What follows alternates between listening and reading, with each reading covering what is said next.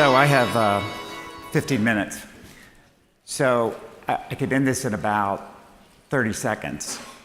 The business in the blockchain is, to me, very much like business in the internet. And I could say that the blockchain will affect every company, everywhere, at some time, and I think I would be accurate. Obviously, that would be abstract, it wouldn't be very helpful. And just to draw a quick distinction, that does not mean every ICO will be successful. In fact, I believe that very, very few will. What I'll do instead is I'll kind of give you how I approached first Bitcoin and then later the blockchain in the industry. I started paying attention to it in 2012, and I launched my first company in 2013. Could you, next slide, please? So this is Canusa Street, and on one side is obviously the United States, on the other side is Canada, and depending on what side of the street you live on, determines what currency you use. And when you look at this, it sort of tells you some of the oddities of currency. It really is geographically defined and very arbitrary. It's arbitrary to the extent that the nations of borders are essentially ever-changing and arbitrary. And the money, of course, we have in our pocket doesn't really do anything interesting. In fact, even the money we have in our bank doesn't really do anything interesting. So my point of view when I started, first looking at Bitcoin, which has some of these characteristics of being smart money, which were later taken up by coins like Ethereum, was that instead of having geographical borders, we would end up having industry borders. That they would still be circumscribed, but they would be circumscribed in a much more useful way in the 21st century. Whoops. Oh.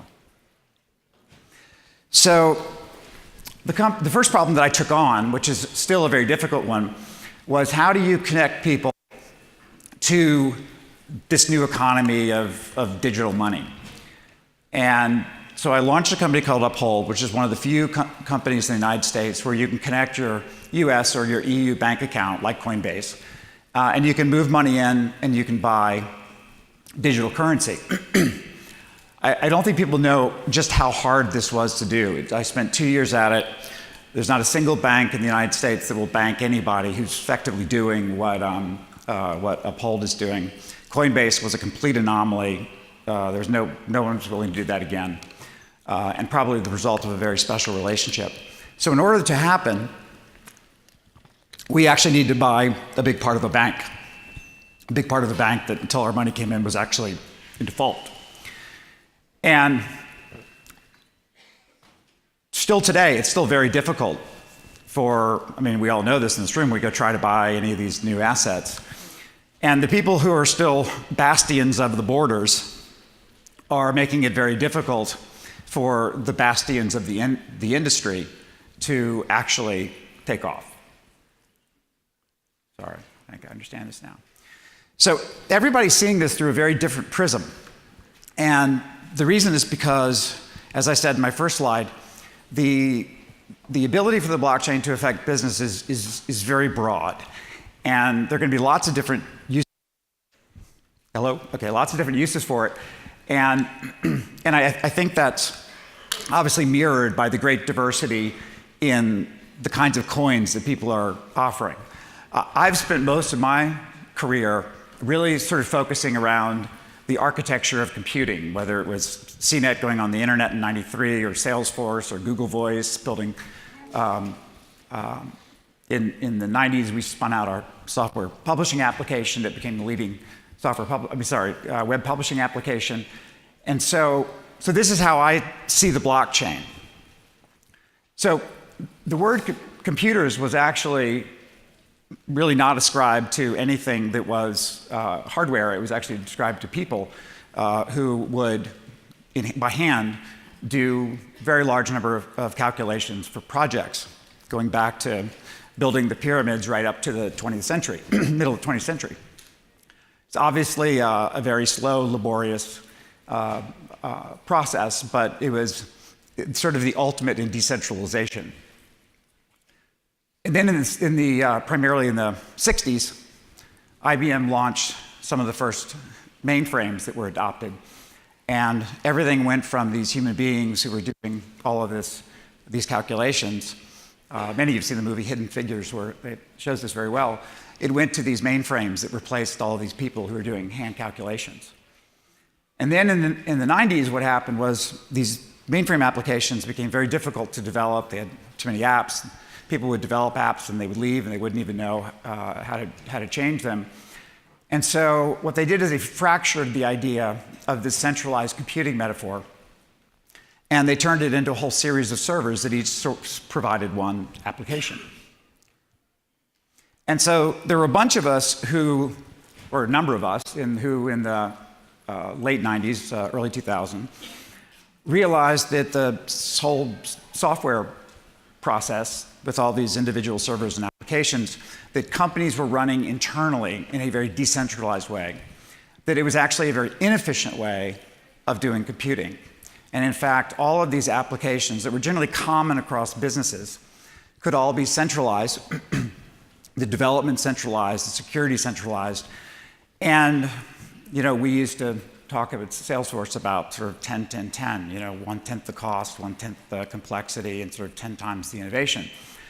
And as it turned out, the centralization paid huge dividends, and today there's nobody who doesn't know what the cloud is when you mention it. It took me a little while, honestly, to sort of figure out how the blockchain, or whether the blockchain even fit into the metaphor and the architecture of computing. And in certain ways, there are some things that lead you to think not, like for instance, the amount of time it takes for the blockchain to actually do something. But to me, the one thing that's sort of unequivocal, we all will agree that it works, is the almost miraculous nature of the ability to give people software that runs some application. They get paid in some form of digital currency for doing something useful, and then the ability to then convert that back into fiat and provide more resources. If somebody had a business plan to do this, no VC in the world would ever believe them. But it's not only been proven by Bitcoin, it's been proven over and over and over again. And it has that sort of classic build it and they will come sort of idea, which is sort of extraordinary. So, nobody's ever gone and asked anybody to be a Bitcoin miner. They've just done it, and they've done it to the extent that they've scaled effectively with the technology of the network.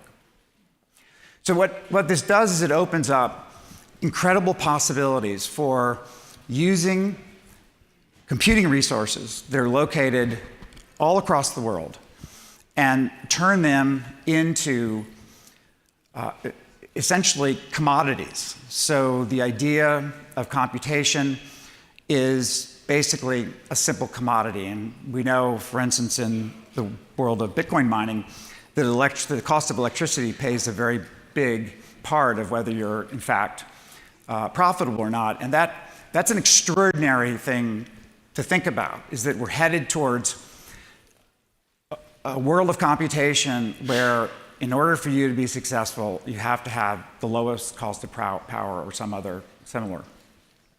So I actually didn't want to spend a whole bunch of time, but I'll just tell you briefly, just to highlight the idea.